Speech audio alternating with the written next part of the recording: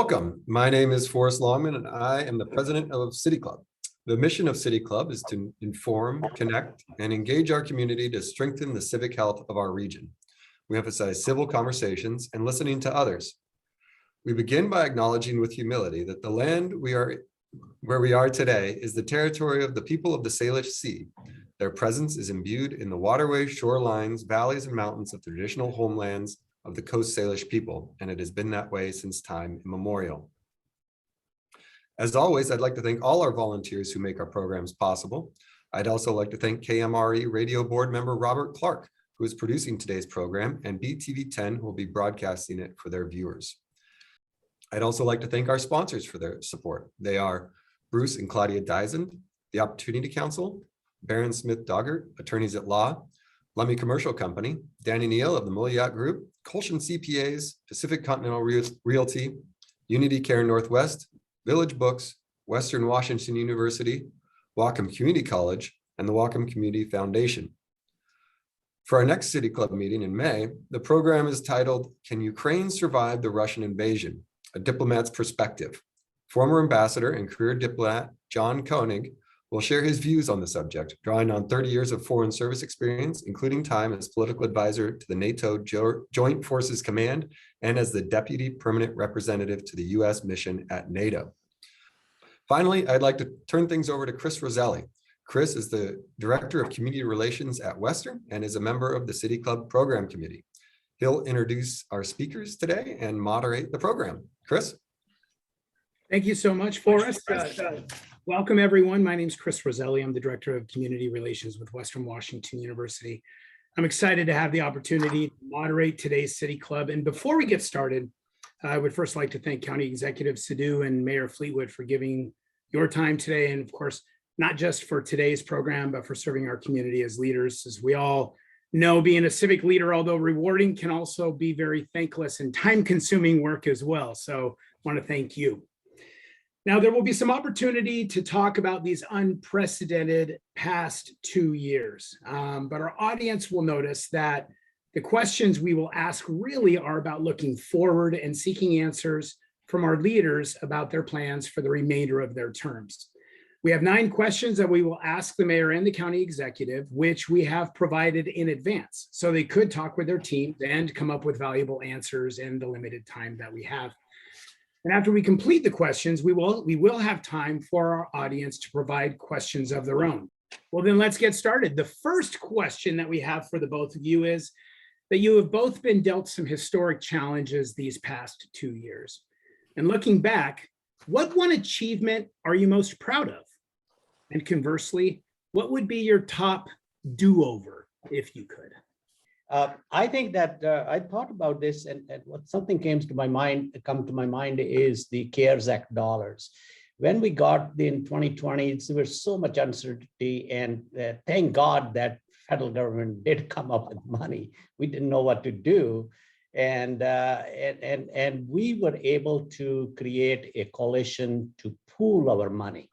That's something very unique that 6 small cities in Bellingham and Whatcom County thought, okay, let's pool our money. And where county got majority of the money allocation wise, but we thought that would be the best thing. And I think that is the best outcome of deployment of dollars, creating a cooperative environment, and working through it with the real consensus.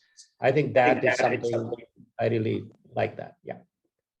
So first off, I want to thank the City Club for having us. I think it's been 2 years since I think it was before, as I recall, it was before Shelter in Place began, and we were able to be at Northwood Hall.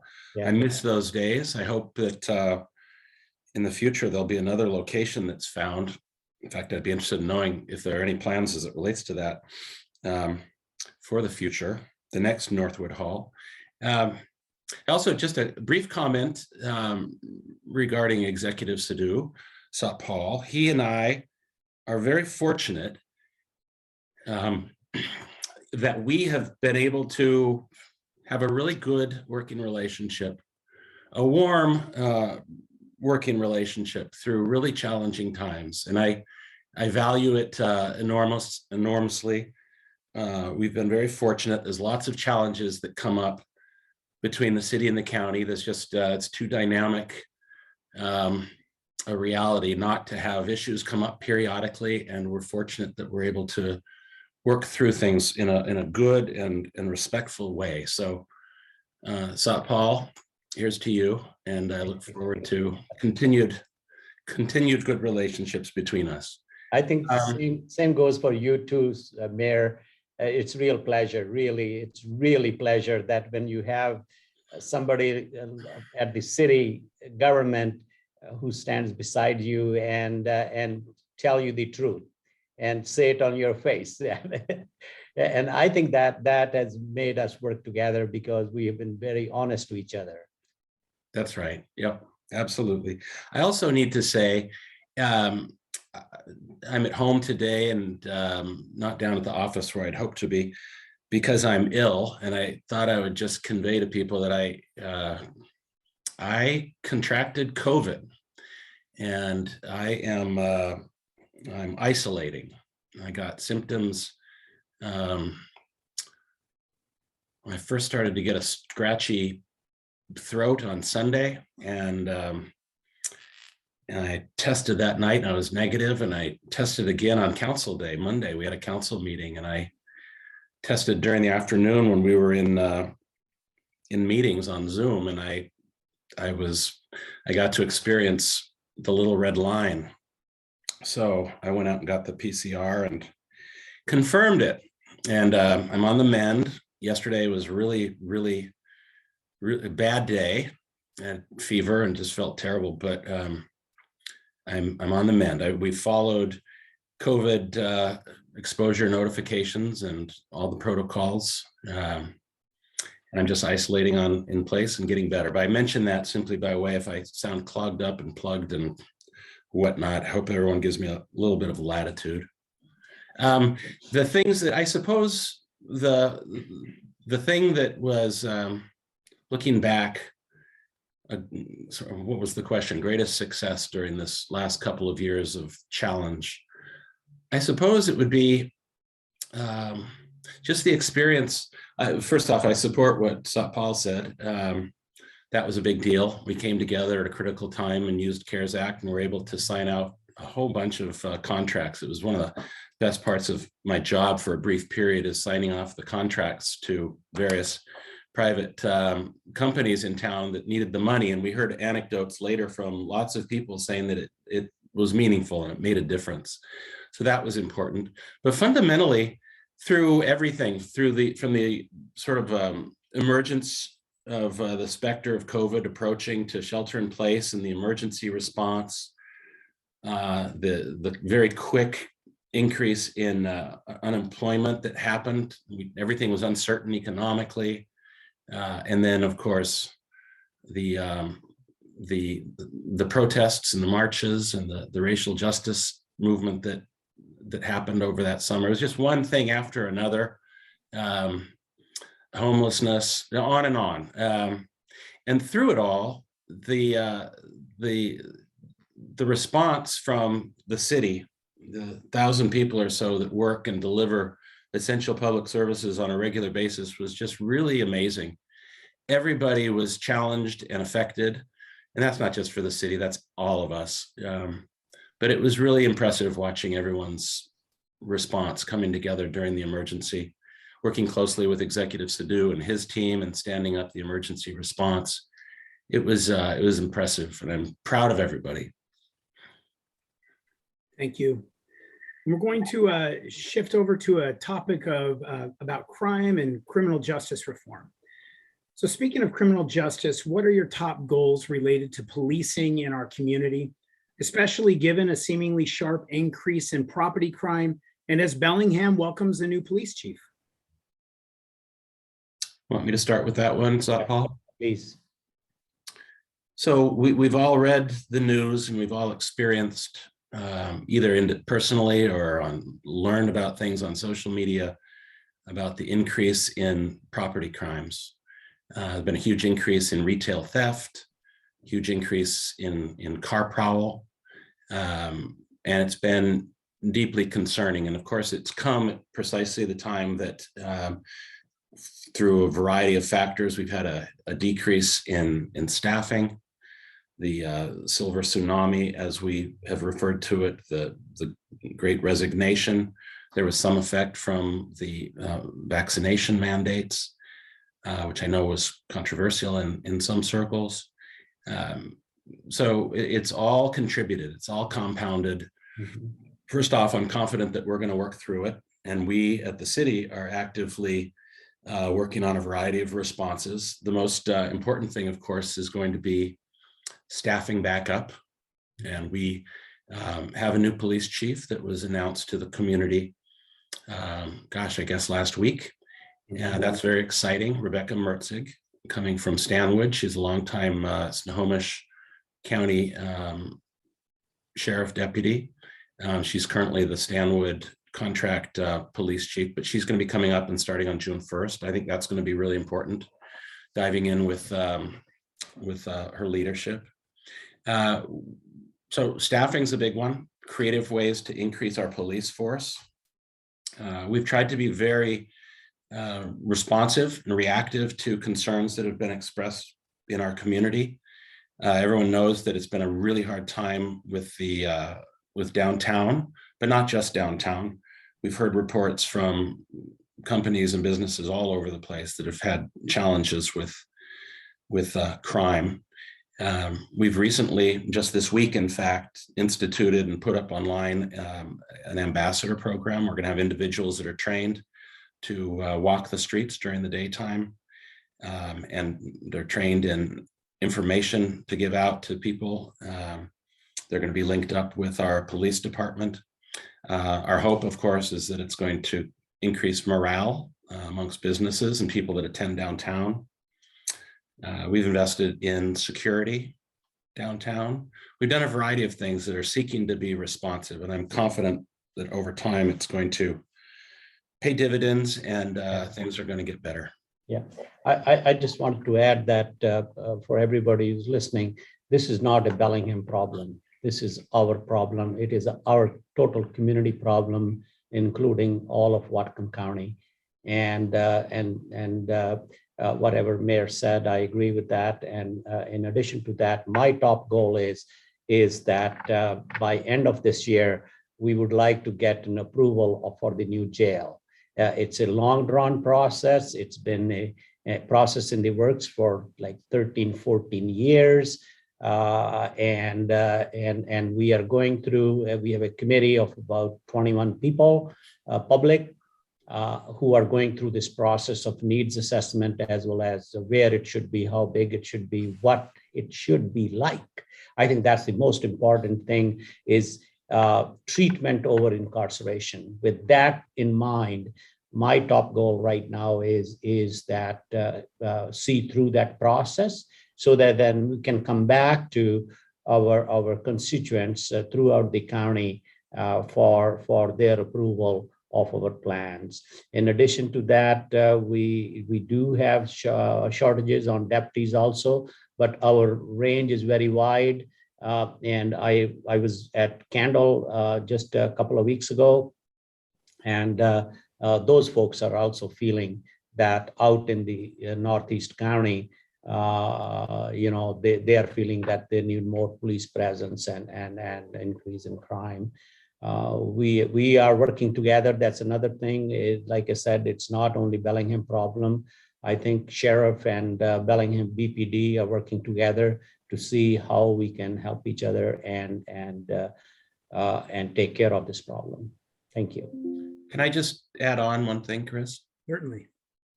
One of the nice things that's happened since COVID emerged, there's a group of mayors and executives Sidhu that meet on a regular basis. I think it's become one of the favorite meetings for all of us. All the mayors in the county, along with Executive Sidhu, meet on a regular basis and talk about things. And in the old days, it was, I think it's okay to say this, I say this somewhat affectionately or jokingly a little bit, but it was sort of seen as the bit more conservative small town mayors, and then the the big girl in the room, Bellingham, those liberals in Bellingham, and there was a little bit of us, them, I think. And one of the nice things, and I suspect everyone that if other mayors were here would agree, it's been really nice that we all just problem solve together every single meeting. And as it relates to the jail, there was a letter produced that we all worked on, sort of got some of the left-leaning ideas about a new jail that were reflected through Bellingham, and the more and some other ideas about what the new jail needs to be from other points of view. And we were able to merge them all together and all agree on the letter, which is going to be given to, excuse me, the county council. Yeah. And it gives me hope, and for people that have been concerned because the last two jail measures failed, I think the next one, whenever it comes before the county, it will pass, because we'll have sort of a broad agreement on what it needs to be from a high level, and all the players left and right will support it.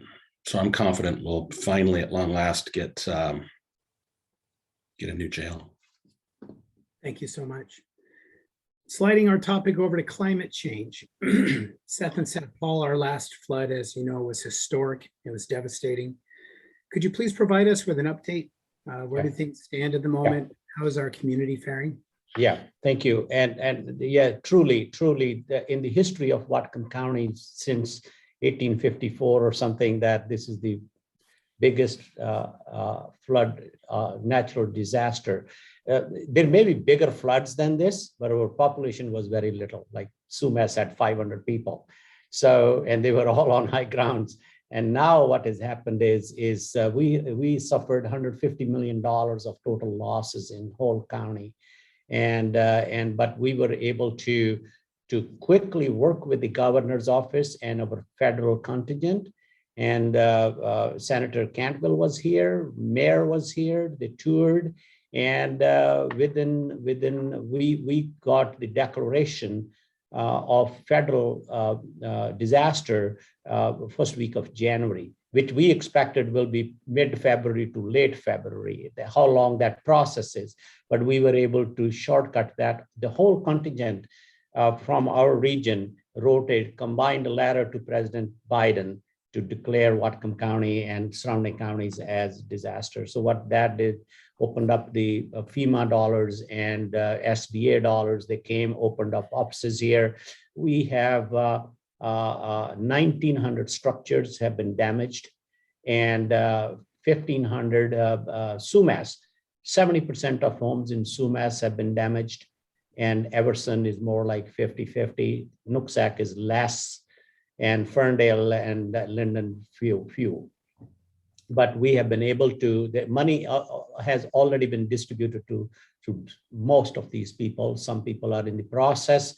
So aid is there, but it's not going to make their life back full. What you lost, your treasure, your family memories, your pictures, your documents, your passports, you talk about whatever, your college degrees, they have been damaged and you can't just recover them quickly. So I think that we are working our best. We have formed a long-term recovery team. We hired Kyle Christensen, past mayor of Sumas, as the manager with the recovery team. And we have invested money, 3-4 employees, and they will be working till end of this year to case by case deal with everybody to provide that help. So that is the status on the floods right now. Thank you. Seth, did you want to add anything? Well, it was a climate question. Bellingham was fortunate as it relates to the floods, of course, because of our topography and our distance from the river and just the nature of the geology. We still had challenges, but of course, as it relates to just extreme weather, you know, with the heat dome in June, 100-degree day in Bellingham when the average is 74, the mid-November flooding and extreme rains, the extreme cold temperatures that we had in December, it was just a perfect encapsulation of what we were faced with. Bellingham and Whatcom County are both taking climate action very seriously. As people well remember, there was an effort several years ago amongst a group of citizens, accompanied with staff and a consultant working on called the Climate Task Force, coming up with a bunch of new ideas for what we need to do to expedite climate action. A number of those ideas were incorporated into our Bellingham Climate Action Plan. And we're taking it very seriously. We've got to do a lot of work in the next decade in transforming our life systems and our built environment. And we intend to do so. One thing that Bellingham's been working on in the last 6 months or so has been trying to create a meaningful dedicated climate action fund that will bring in regular money that we can then hopefully use to attract and leverage more funds from the state and federal government, creating some sufficient amount of dollars that we can put towards the just transition. And of course, the object is to reduce carbon emissions, to electrify our buildings, our new buildings. Bellingham passed a new ordinance recently. We were one of, following Seattle, we're one of just a few in the state that is going to be requiring that new buildings of a certain type and size are electrified. If we had a climate action fund, the hope is that we would be able to help with the process of converting our home natural gas systems, which of course is going to generate reaction from not only consumers, but also from the natural gas industry. But this is all the profoundly challenging work that's never been done before in the history of humanity, of very intentionally transforming our energy systems. We see it as, oh, go ahead, Satpal. I was going to add on the flood side, just another update is that we cannot stop the floods. I just want to be, that is not something that we can change. It is much bigger issue, but we can make ourselves resilient. And that's exactly what we are trying to do. Is there is a meeting going on as we speak where all the small cities are involved, both the tribes are involved, and the state ecology and other departments, fish and wildlife, everybody is involved. They are working on how we can make changes to the river and the river system, all the way from Deming to Marine Drive, which could make us more resilient. So we are definitely taking a lot of action in that arena. Thank you. Thank you. Moving to the budget and the economy, from your perspective, how are our local businesses faring these days, and what are you doing to support them? Let me start on that. I think our financial situation looks good right now. What we were expecting in 2020, we had a 10% budget cut. We were prepared to cut by 20%. And then, of course, CARES Act dollars came in, and we had furloughs. But end of 2020, in early 2021, it was a little bit surprised that the losses we expected were not as high. We kind of held at par on our property tax. Sales tax was a little bit less, not devastating as we thought. I think the big ticket items, the housing, the vehicles, and other big ticket items kept up for what we lost on the retail and restaurant industry.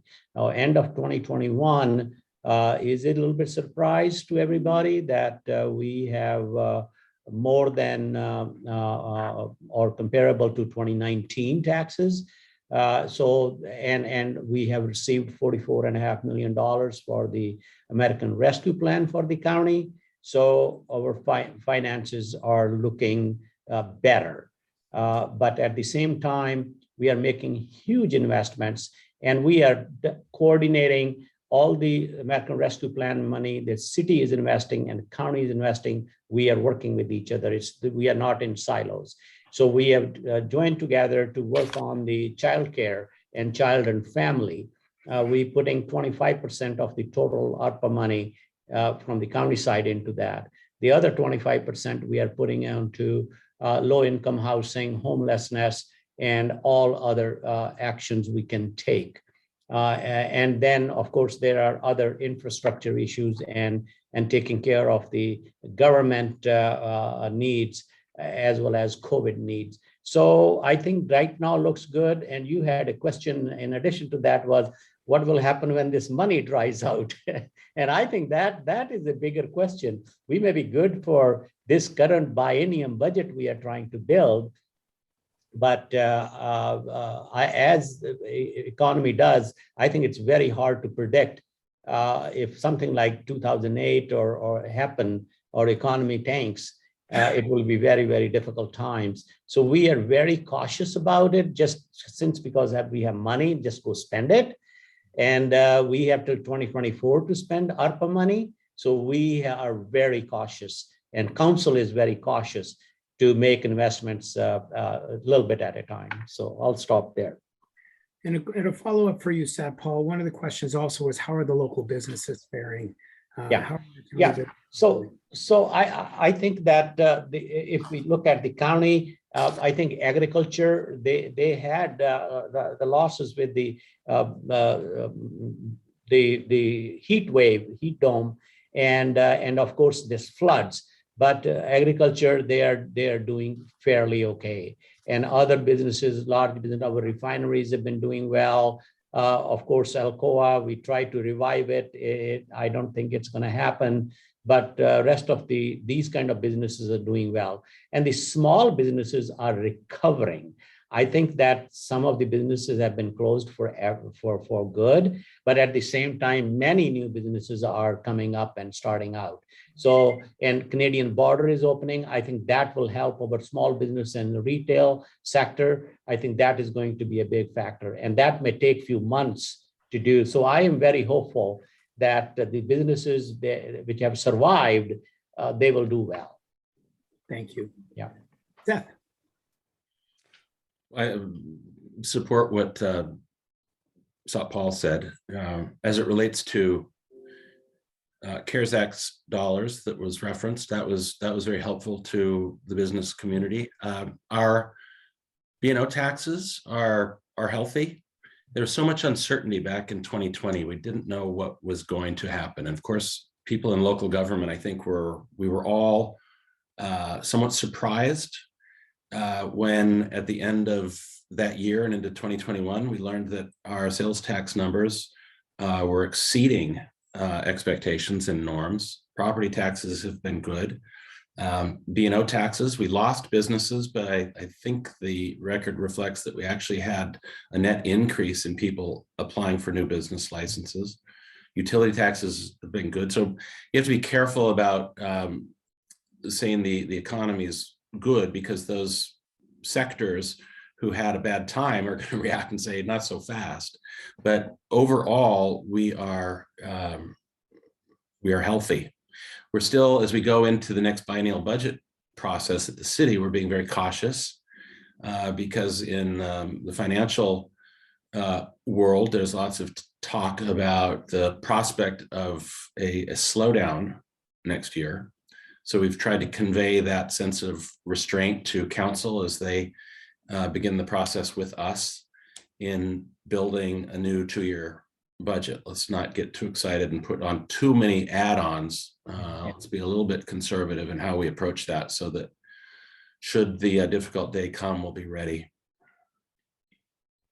So speaking of the budget and tying that back into the climate change topic that we just went through, if you get the funding and staffing that you're working on to address your climate plans that you both are working on, what is the most important priority that you would like to see tackled as soon as possible? Want me to take that first, Satpal? Sure, please. Well, the broad object, of course, is for our community to become, to adapt, to be more resilient to the reality of a changing climate. And also at the same time to be doing what we refer to as mitigation, which is reducing emissions. We take it all very seriously. Climate change is real. Greenhouse gases, man-made greenhouse gases trap heat, warm the planet, and change the climate. If we're able to succeed in what I think is necessary, that is, I'm a big proponent that all governments in the world, in order to comply with the Paris Agreement, which of course, as people remember, was first time in history where all countries, with I think 2 exceptions, agreed that it's real, it's man-made, and we need to combat it. So the idea of trying to put 2% of the budget or so across the board would help dramatically pay for the transformation that's required. And we're proposing to live as if we take that seriously here in Bellingham. So if we had the money, we would have staff available to work on the process of helping the 16,000 homes or so that are on natural gas in the city of Bellingham convert to some electronic version, something like heat pumps, for example, and get off natural gas. Not everyone can afford that. So we'd like to be able to use some of the funds to create some kind of a program that would help people in that change. We'd put staff towards working on identifying what city facilities need to be made more resilient. We took 5 million of our ARPA dollars, American Rescue Plan dollars, of the 21 total allotted, and are dedicating it towards some improvements in city facilities so that to equip them with heat pumps. Specifically, we're thinking of the Bellingham Library, so that if we have another really bad extreme cold or super hot like the heat dome, we'll have a place that will house people. So there's a lot of ways in which we're going to be able to utilize staff. I think we are doing this something similar. And one thing I just want to remind everybody, we are 250,000 people with say 2,000 square mile of area. Out of that, we live only on 15% of that 2,000 square miles. And even if we all go off grid and do this, the overall impact will be limited. It doesn't mean that we shouldn't do anything. We are trying to do our best, but there's only so much ability of a community like Whatcom County to do that, and how much investment we can make. If we make more investment, something else got to give. And the issues in front of us, like we talk about crime, we talk about homelessness, low-income housing prices, childcare, all these things are competing for the same dollars. And I think that our ability between city and county, we are the 2 largest governments, is limited to attend to everything. It is not only we can spend all the money on one thing, but I think that we are motivated as a government, as public, our constituents, we are all motivated to keep this as one of our priorities. Thank you. May I just do a quickest follow-up on that in response to something Satpal had mentioned? Balancing competing public priorities, of course, is one of the most challenging things that we all do who work in local government. As it relates to your observation, Satpal, about the small impact, that's certainly true. As what we're trying to promote locally is the idea that if we're successful, others can emulate what we're doing. This is, again, work that everyone needs to be doing. So I would submit this isn't something that we can in any way postpone. This is necessary, absolutely necessary, highly prioritized work. This is something we must do. We've simply chosen to do it quicker than others. And I hope that we will be a model for other communities, and they'll recognize the benefits that come from the kind of investments and efforts we're making. Thank you. Switching over to homelessness, which continues to be a challenge in our communities, not just here, but around the country. What's your top priority related to homelessness for the second half of your term? Okay, let me start with that.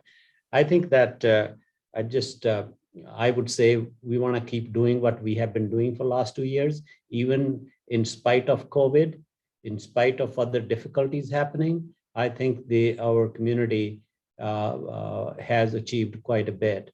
The investments made in Lehigh, that Garden View, that's what I was looking for.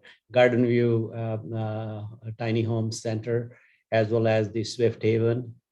I think those have been impactful. Our investment. See, I think the city and county were very prudent, and our staff was very prudent to make a 40-year commitment with base camp, which could be a stable facility, and had 200 places, which were almost doubled from 100 they had before. And of course, they are doing their project, and will take a few years. But we think that that is the right thing to do, because when we look for permanent solutions, that takes time. It takes time. I think that's what the impatience comes in. They want permanent solutions, but at the same time, they want to do it yesterday. It doesn't happen that way. And I think that's where we're investing. So many low-income apartments have been built. So much investments have been made. You know, the Whatcom County, 25% of all the American Rescue Plan money has been dedicated by the council to low-income housing, including homelessness. But that's not going to come yesterday, or even next 6 months. It's going to take a couple of years. And now we are helping Cultural Land Trust with a 10-acre property in Ferndale. That's going to take time. Same thing, city is looking at a project for families with children who are homeless. To create a facility for them, that will take 2-3 years. And I think I'm pretty happy with council, who have been very cooperative in making swift decisions to allow us to take actions. And we would like to continue to down this path and take care of most vulnerable in our community. Thank you. Mayor Seth. We live in a unjust world. Our nation has inequity, the likes of which I don't know if which we've always had to some important degree, but it seems as though it's as bad as it's ever been. I think the more profound and lasting solutions ultimately will be, of course, to create a just and equitable American society, and we're nowhere near that. So that's something that requires more effort at the federal level. But here at the local level, we deal with all kinds of effects of things, and we're having to be responsive.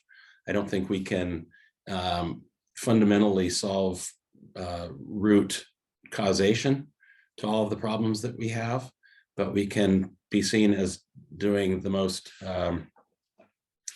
intelligent and well-considered effort that we have before us. And I agree with Satpal that the object, I think, needs to be to fundamentally continue doing what we're doing. I think between the city and the county, and this is forgotten, you know, we get so much criticism, but when you compare us with a lot of other communities, we're pretty remarkable. I think we invest $15 million between the city and the county annually. The city has $4 million that we invest in housing, affordable housing issues, subsidized housing issues with our property tax, the home fund. We recently passed a called 1590 tax that brought in an additional $3 million. The county did that as well. Mm-hmm. So continuing the effort fundamentally of building permanent subsidized housing is the fundamental thing that we'll be doing, but we'll also be recognizing the need to invest in emergency housing solutions. Satpal mentioned a couple of the examples that we collaborated on as it relates to that, and they've been doing very well. Thank you. And our last question that we've prepared is, we titled the topic a little bit of a ray of sunshine, right? We talk about the past 2 years and a lot of the challenges that the community is facing. Could you give us some hope? What are some positive things that we can look forward to in the coming months? Sure. Sun is shining outside. We have spring. COVID is in the rear view mirror. I think that that post-COVID economy is going to be a little bit different. I have remarked at many different occasions that COVID has catapulted the world 10 years ahead into the 21st century. We had these technologies and things before, but we were never ever thought that we can use it in such a way. Education has changed forever. Travel has changed forever. Business meetings have changed forever. This change will be even more profound. But now looking at our own county, I see more opportunities bringing more manufacturing businesses into our county. We have, as a county, we have started a conversation with Lamination about the Cherry Point so that we can bring modern 21st century renewable energy type of industries in our county. And that we have 5 million people 25 miles north of us, and another 7 million people, 6 million people south of us. So we are sitting in a very good position, and we have to just get ready that take advantage of that. And I believe that we will attract a lot of manufacturing jobs and other type of development in our county, and bringing highway jobs. Remember 25 years ago when Bellosphere got built, and we were all about retail. That's all we had, $7 jobs everywhere. I think we need to change that. It's changing by itself, I think that is happening.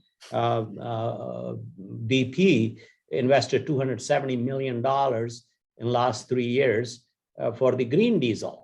The biodiesel plant they did, and they have done improvements to reduce the greenhouse gases because their company turned around and they want to be net zero company. Of course, it will take time, but they have made serious investment. $270 million in last 3 years is towards that, and it does create a lot of construction jobs.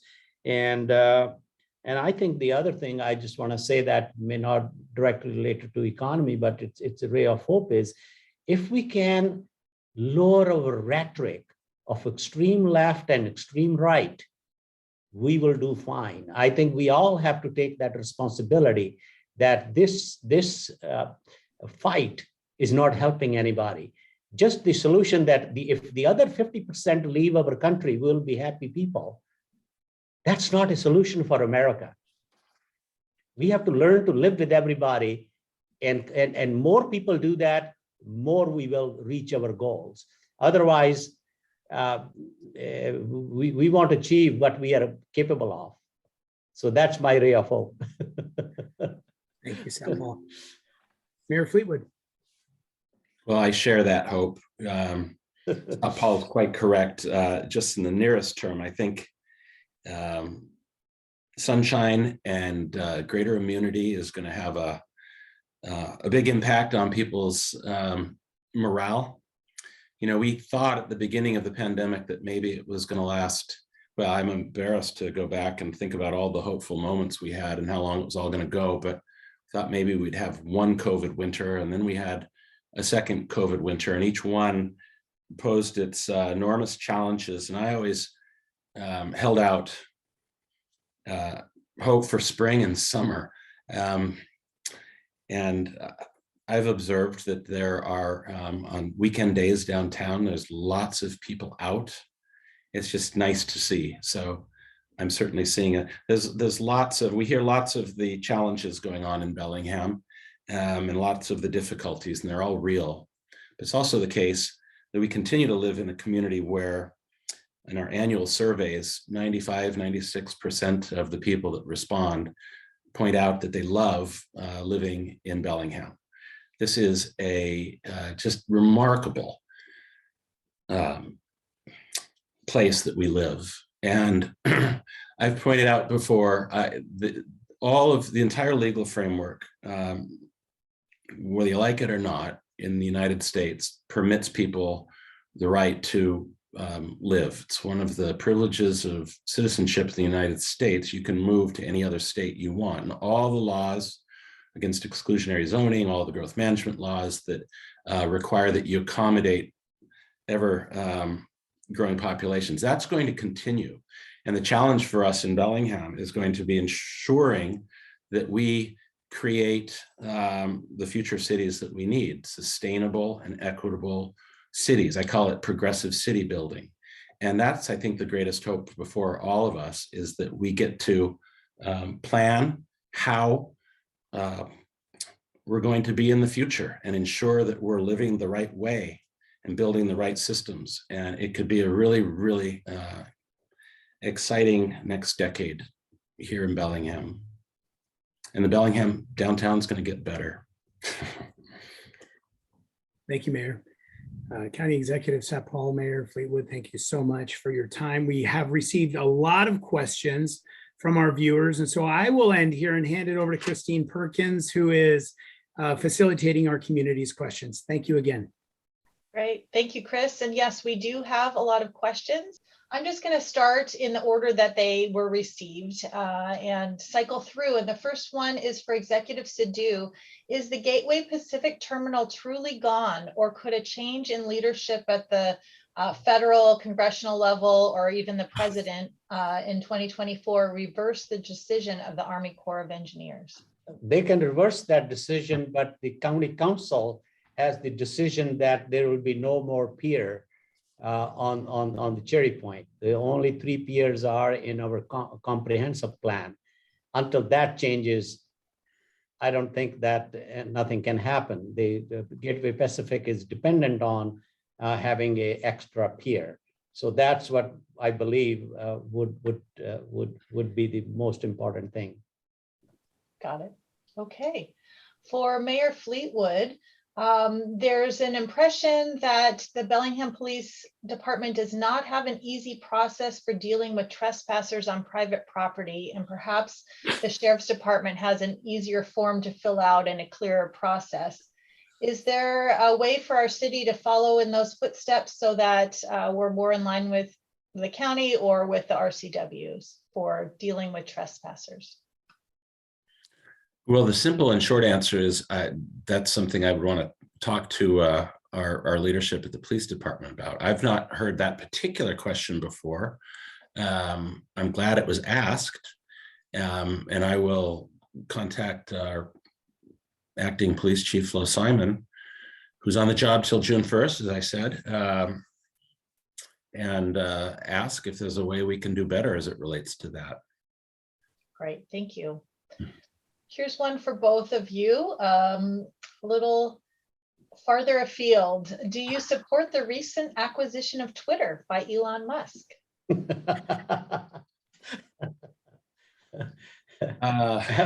I can't say anything. Oh boy. I don't know. I followed that.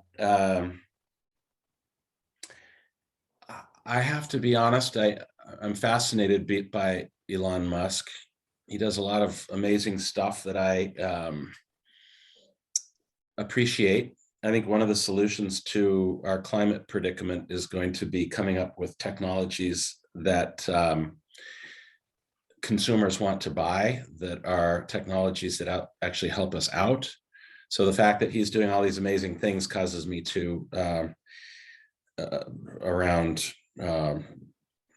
renewable energy and electric cars and et cetera are all good things. But there's also an aspect of him that I don't respond to very well. It'll be interesting to follow. I sense that he's oversimplified things a bit. So I don't know. Yeah. Fair enough. Okay, there seem to be multiple questions related to the approaches that the city and county are taking towards the issues of homelessness. You spoke about your own kind of zones and what you're working on. Can you talk a little bit about how the city and county work together, if they work together, to address the homeless problem, what's being done? And let's see, another kind of aspect of that is, do the combined executive branches of the city and county government have a safe, compassionate, pandemic-ready plan to shelter the visibly homeless to help reduce death and displacement? Yeah, I mean, we have worked together. Even when COVID came, we didn't had it. I think we were very successful in hosting homeless people at Bellingham High School, and then base camp, and then doing next further steps. You know, this problem, these are not localized problems. We are seeking local issues. Another thing is, the homelessness problem has not caused by cities and counties' policies.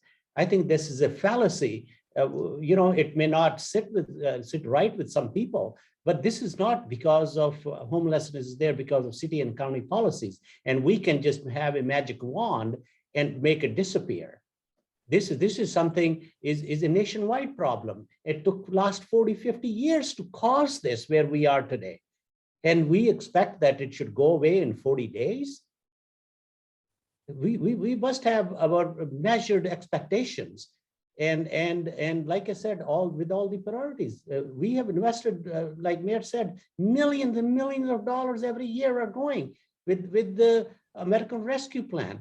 We are saying 25% right off the bat, 25% of money will go to low-income housing and homelessness.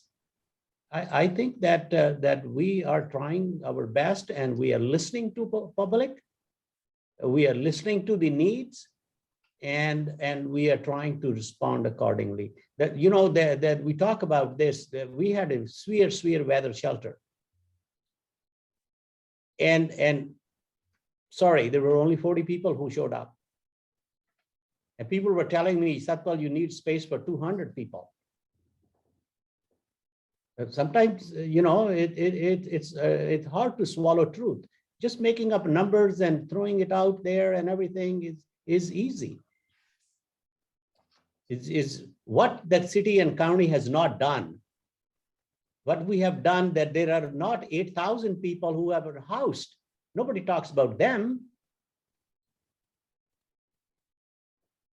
The Lehigh, we bought 50 tiny homes. And these are more interim solutions. They're not permanent solutions, but permanent solutions are going to take time and going to take money. Just this time, we lobbied for a whole year. And in the short session, they have approved $600 million for low-income housing and homelessness. Now we will see that money coming out in next 2023, 2024, and we have plans for that.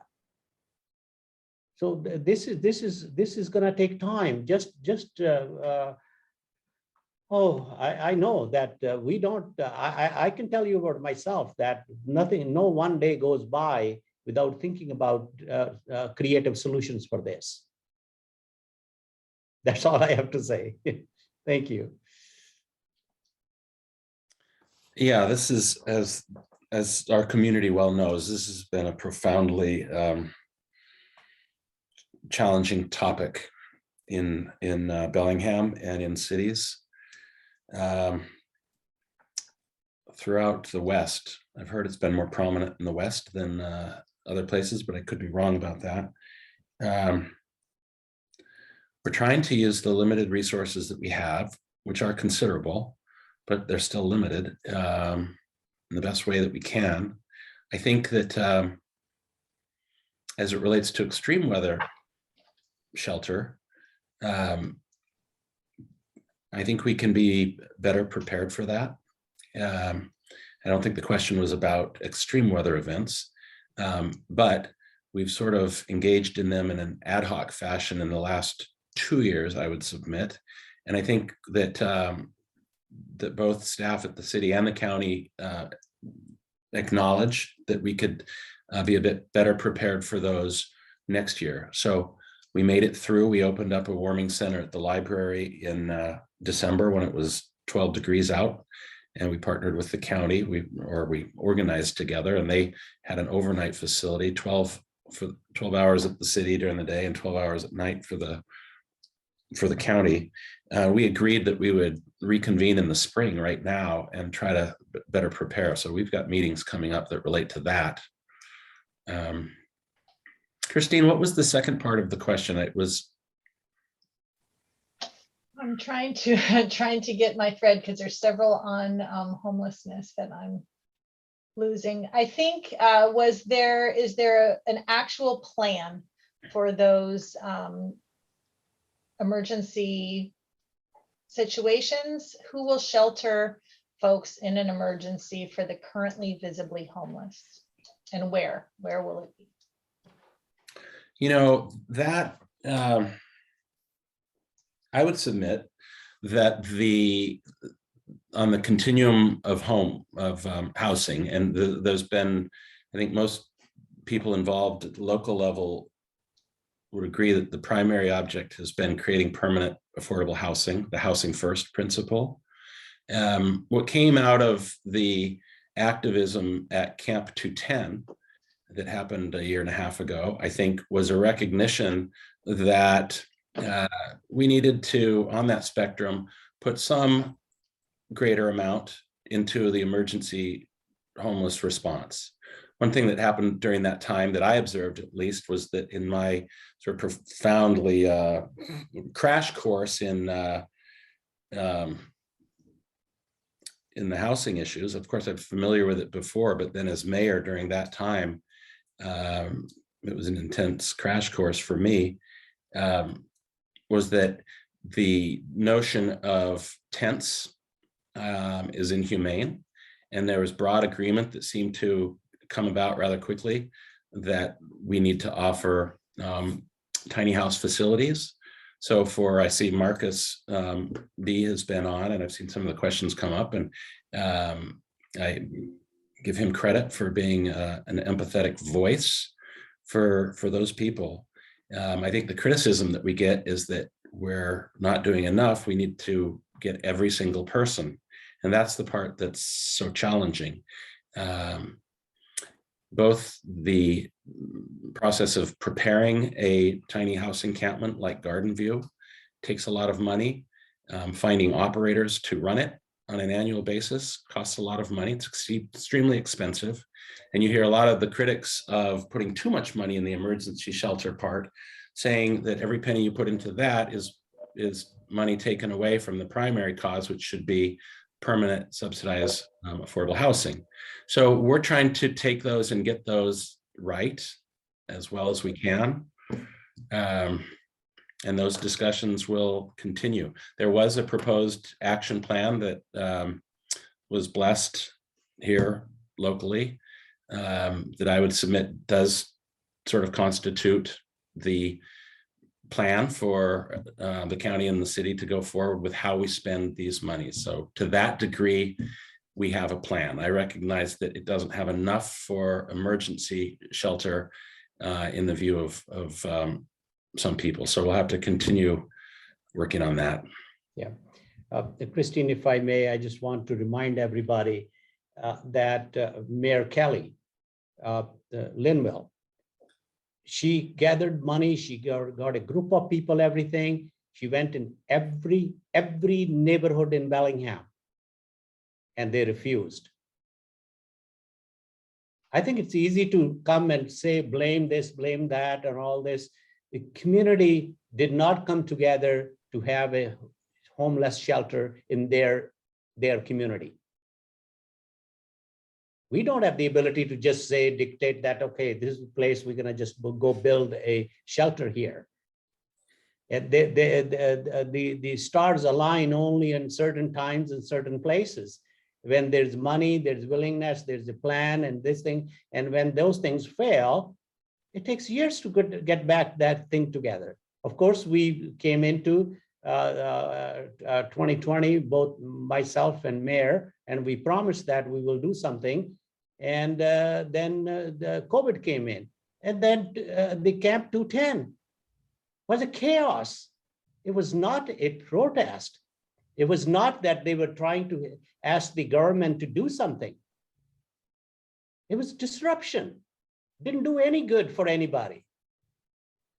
This is not how one can be an activist and find solutions. There was no intent of finding a solution. I think these things have to be said. And even in spite of all this, both city and county, both our staff and councils, especially councils who have the purse strings, mayor and county executive cannot just go ahead and do something. We have to take our councils along, and both councils have been very sympathetic and very much aware of this issue. It's not just that county executive and mayor are saying, no, this is not even a problem. We acknowledge that it is an issue. We acknowledge that something has to be done, and we have been doing something. Tens of millions of dollars are being invested every year. So I just wanted to say, being a little more emphatic, that this is not something that nothing is being done. That's not true. Yes, more need to be done. We agree. We agree that more need to be done. That's the reason the state government feels that another $600 million should be spent on this problem, because more need to get done. And we are willing to do more as the resources come together and community comes together. Okay, thank you. Okay, I'm going to switch gears a little bit here. This one is for Mayor Fleetwood. When will the Bellingham City Council resume open public meetings in person? I know that all meetings are open public, but when is the intention to move back to in person? Other governments have chosen to be in person, and what's the holdup from the city perspective? Yeah. First off, just a quick plug on the last topic. I just want to thank some of the community partners that have stood up and operated some of the tiny home villages. Satpal made reference to Garden View. We've partnered with Lehigh on that, the Low Income Housing Institute, and an organization locally called Road to Home, and also Homes Now, that has successfully operated Unity Village in Fairhaven and Swift Haven at Civic Field. They've all done a really good job. As it relates to coming back to in-person, we had a good discussion at the city council meeting just a couple of nights ago relating to that topic. People from the health department, Erica Lautenbach, our health director, was there, and our Dr. Greg Thompson, and it was a good discussion. If I could sum it up in a nutshell, I think it is caution, still not absolute clarity on what's going to happen with the subvariants. So they're wanting to just get a bit more confidence that everything's going to be fine. And we've set things up at the city council for hybrid, so council members could come in remotely, but everyone wants to be back and come back together and be physically on the dais in the city council chambers. And I think as long as you've got even a couple of council members who are reluctant, which is their right, I think the rest are sort of just deferring and respecting that fact. Zoom meetings have worked well. Although we recognize that seeing people in 3D and just being able to see each other and all of the emotions that come and that you're able to experience is better. So I think it's coming soon. That's the holdup for now. We agreed at the last meeting that we're going to wait till May 23rd and reassess it. I suspect in-person council meetings will be back unless a subvariant emerges and gets bad by this summer. Great, thank you. Executive Sidhu, do you support opening discussions with the government of Canada regarding the sale or lease of Point Roberts to Canada? I don't think I have the authority to do that. That's a silly question to start with. When did county executive has that powers? I don't think so. Okay, so not in your purview. Got it. Here's another different question. Why is our recycling changing to single stream? Is that just something that SSC gets to decide, or is that being directed by some other entity? There's a feeling that perhaps single stream recycling is known for causing much of recyclables to end up at the dump. Do you have any input on that? Yeah, let me say that I think this is a pilot program that the Solid Waste Advisory Committee and the operators, everybody had thought about, because Whatcom County does this, and they want to see outcome. And the other fact is, once that 3 years ago, China stopped taking recyclable materials, there has been a crisis worldwide. And it's not only effective that at the curbside, people do separate these streams, and then they get mixed again at the other end. I think that there is something to learn from this. It's only a pilot program. And in the wisdom of all the people who are in this business, they want to give it a try. That's right. Yep. Satpal got it. It's a pilot program. It's of brief duration. We're going to monitor and assess what we learn from it.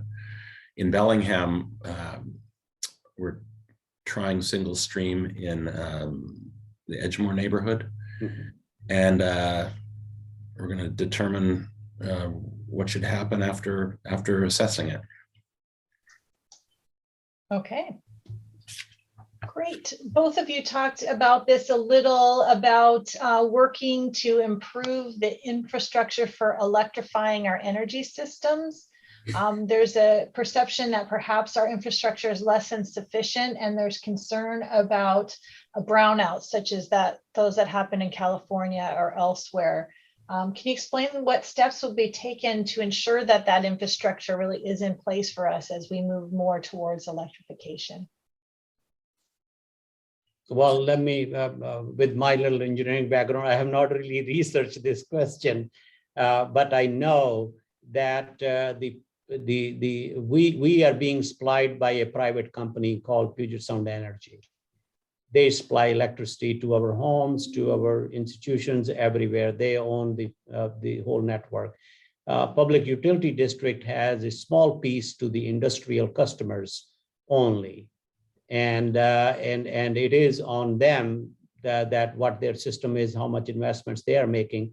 But nobody thought in last 5 years ago that the electrification of just our transportation vehicle will come this far. People expected that to take 15 to 20 years, which has happened in 5 years. And now the governments, one after the other, are announcing it's from 2030 or 2032, they will not allow the other liquid fuel vehicles to be even sold in their jurisdictions. So that is a huge step. And to keep up with that, even charging structure at every home. We are basically trying to make a gas station at every garage. You know, now we have a gas station in the neighborhood, and probably 5,000 homes can go fill up their cars. Now just imagine that, reversing it to every home. And it takes something special to do that. It's not just like your fan or your hair dryer, you can plug it in and charge your car. It's more complicated than that and takes an investment. That investment either has to be made by the homeowner or by the local government or by the power company. So it's a complex issue, yes, and I think everybody's aware of that. And Utilities Commission of Washington State is looking at that very problem, and Washington State is looking at that very problem. And they are one who can direct the power companies And like Snohomish, there's Snohomish PUD supplies, like Seattle City Light, they provide electricity to the Seattle residents. So these decisions are being taken at different stages. It's a very good question. It's a very good thing. We have to think ahead of time that we are talking about electrifying, and then do we have the infrastructure for that? So they'll go hand in hand, and it will take time. It'll take time. It will get built. Well, let's move on. Can you briefly describe the Million Trees Project and what our city and county are doing to support this effort Yes. for all of us to combine? Thank you. That's a good question. Well, as you know, people know that in 2019, when I was running, I thought that this is one of the small things that we can do as a community, and something which everybody is able to do, go plant a tree. If everybody plants one tree a year, 250,000 people, and in 5 years, we will have 1 million trees.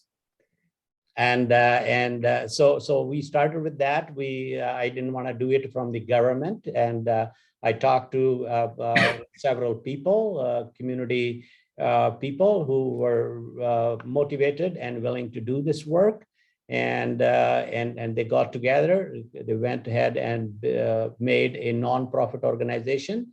It took them 6-8 months to get the federal status from nonprofit organization, which they did last year, towards the fall of last year.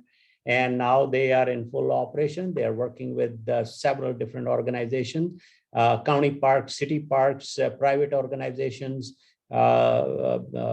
even companies like British BP, who are willing to participate in the program and plant trees. I don't have a count in front of me, but we as a county would like to provide a lot of spaces, a lot of road medians or roadsides, our right-of-ways, and our parks, where there is possibility to plant trees. And we will work with our community, like farmers, landowners, Whatcom Land Trust, a lot of other places, people who would willing to participate in this and create opportunities to plant trees. So I really wish that if not 5 years, maybe 7 years, we should be able to plant 1 million trees. So it's going very strong, and a lot of efforts are getting done behind the scenes to get this thing going. Yeah. I would just comment on that by saying, first off, Satpal, that idea has really just grown legs of its own, and congratulations on that. It's exciting to see. It's really tapped into something that one sees in our own community. Bellingham is filled with people that want to see increased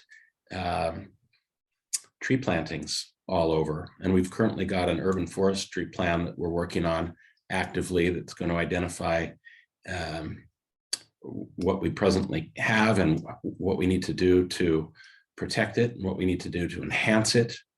I think the vision in the city of Bellingham is to plant far more trees into the future. We want to be a city that has environmental infrastructure in everything that we do. And of course, it's also just the benefit of shading drops the temperature substantially in the summertime. So it's got all kinds of virtues. Fantastic. Mayor Fleetwood, what is your vision for Waypoint Park?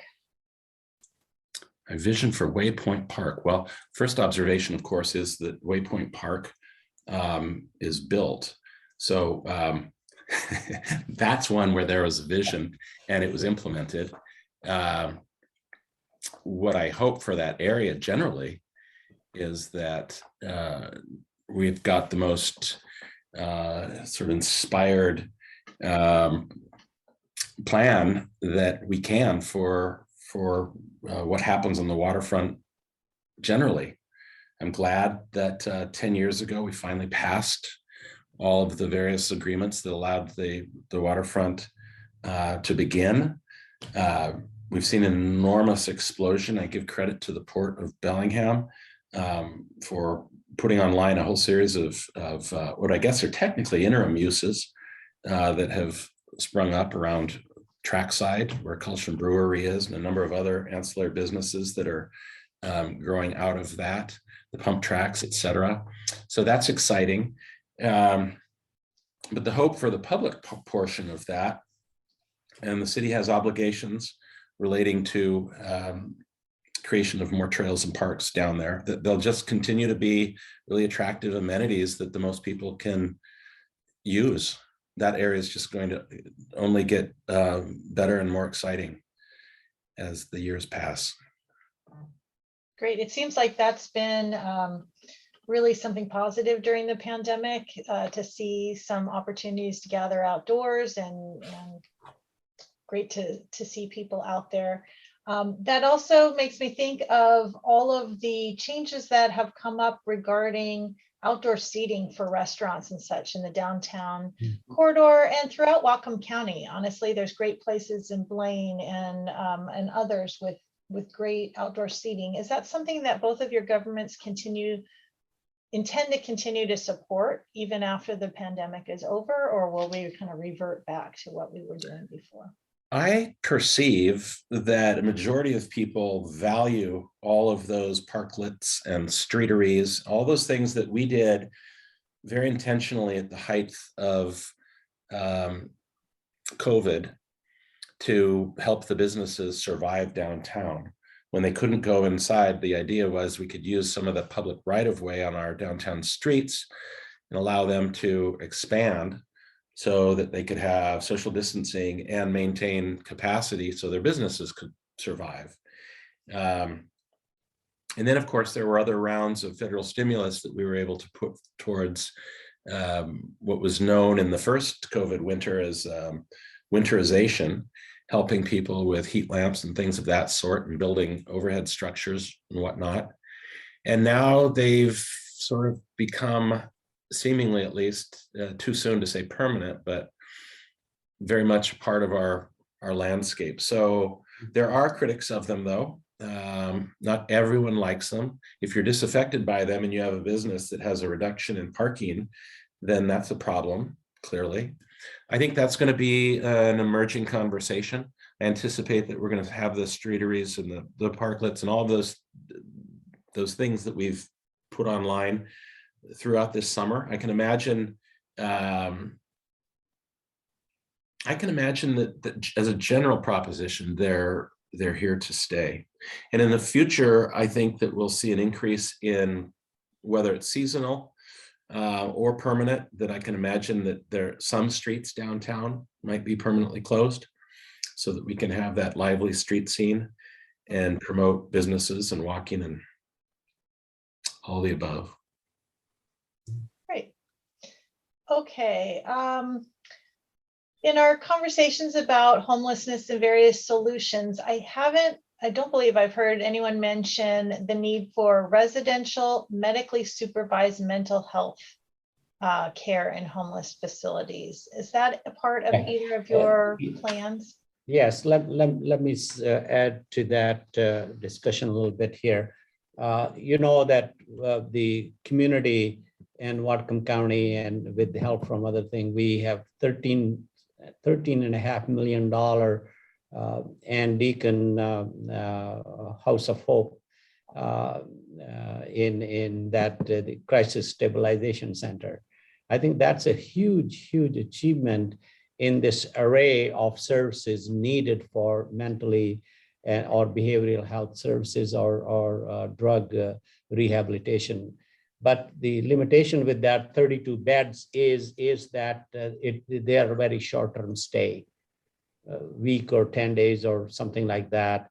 We do need something which is from after the 1 week or 15 days, which runs to 3 months, maybe 6 months. There is a gap in that services. We are very fortunate that when the way station concept was brought up, and the Opportunity Council, Unity Care, and Peace Health came together. They proposed to the county. We agreed to give them the building on State Street. And we thought it will take us a few years. Of course, Sharon Shoemake and other people, they helped get us $2 million. Now, Mr. Larson, Rick Larson, came back just 3 weeks ago with another $2 million check for that. And the partners have gathered money, and I think that is catching a lot of steam. And we think that would be a facility. Now, that facility is not the final answer. I think we do need a facility which is anywhere between 20, 30 beds, which has a ability to house people for maybe 2 weeks to maybe 3 months or maybe 6 months, as high as 6 months. There is a gap, and we are very aware of that. And I just had one conversation because Tacoma just got money from Department of Commerce to do a pilot facility like that. And somebody suggested to buy some kind of motel and convert that into this. All these things, when and if when we get the money from the state, from that $600 million fund, I think that we do have plans. We do have thought about it, that what is needed. But it is not moved to that stage that we have a facility, but we would definitely like to have a facility like that. Yeah. Okay. I'll transition to a question about electric battery manufacturing. Today, the Washington State Wire reported that Governor Inslee is nearing a deal to bring this electric battery manufacturing to the state. Do either of you have plans to bring green energy jobs to Bellingham and Whatcom County? Well, of course, we have that plan. I mean, that's how I was explaining. The Cherry Point is a perfect place after the Gateway process of a few years, and it was a very clear message from the lamination and the larger Whatcom County community that we want future jobs, we want green jobs. And I think, like explained, that BP just invested $270 million to do green diesel and in the reducing the greenhouse gases at their facility. And same is this hydrogen plant. We had inquiries from 2 or 3 different companies. Those are $400 to $600 million projects. And they will be using green electricity, and they will be producing hydrogen as future fuel for transportation and for other uses. Now, that is an industry which is green jobs and 21st century fuels or energy sector. Even Alcoa, that their proposal is based on that they will reduce right off the bat before they start, they will reduce 50% all the gas emissions which Alcoa had when they shut down. And they will start with reducing 50%, and they will continue to do improvements on that. And they will try to use all the electricity, which is renewable electricity. Of course, that they couldn't get the right rates, and this is still in limbo. It is very questionable that Alcoa will start up again, but we are still working on it to support it whichever way. We definitely look forward to bring the 21st century jobs and technologies and the green renewable energy jobs to our county. That's what our main effort is right now. Anything to add about Bellingham? Ditto. Okay. I've got one further question for you today. Mayor Fleetwood, you've spoken about a separate fund for climate adaptations. Do you plan to put that on this year's ballot? And is there a comparable effort on behalf of the county, something similar that you're intending to do? Go ahead, Mayor. Yeah, it's the expectation is that in June, the city council, who is empowered to ultimately determine whether or not to put a ballot proposition on the ballot, an initiative for the people's consideration, whether they do that, we anticipate that they will. We've been working towards that.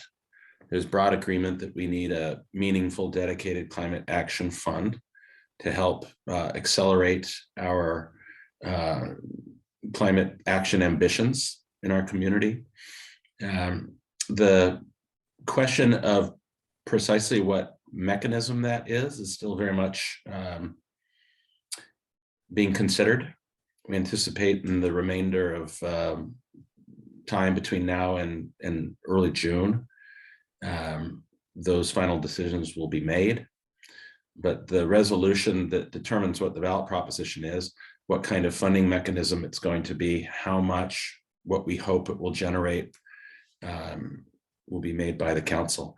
And if it goes on as we presently anticipate, it would be on for people's consideration in May. Presumably there would be a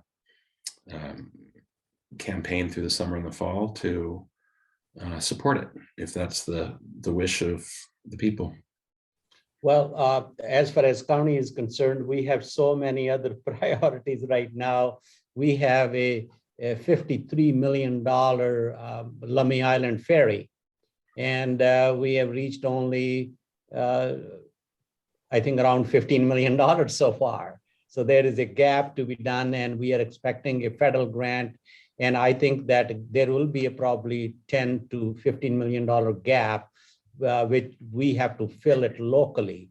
So that is a possibility that we may have to go back to the public to, or get bonds to fill that.